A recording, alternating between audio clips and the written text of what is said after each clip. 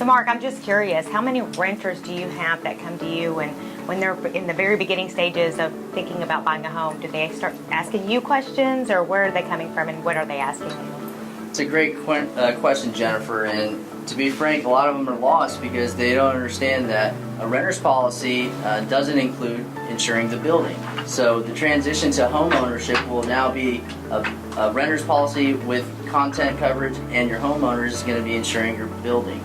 A lot of clients don't know that they could roll in their homeowner's policy in their mortgage payment, and that's some of the common questions that we get in our agency. Okay, fantastic.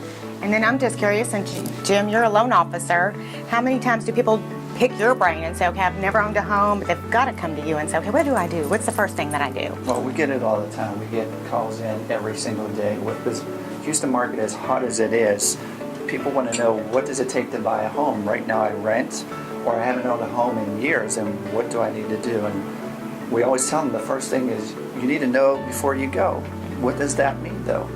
Well, know what your credit is, know what your assets are, how much do you make, how much debt do you have.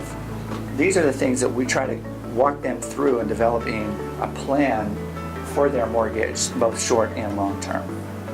Sounds great. Well, I know for me, people come to me and ask me all the time, hey Jen, what's the first thing I do when I'm ready to buy a home? Well, the first thing I'm going to say is, hey, call James over at Fairway Mortgage. You've got to know what you're going to be able to get qualified for. There's many types of loans out there. There's conventional, FHA, VA, and it's very important not just for you to know what you can afford, but also for us to know what type of loan you're going to get qualified for, because that's going to determine the home you can purchase. Some homes you can purchase FHA, and some homes you can go conventional, but you're not able to purchase those homes if they're not FHA.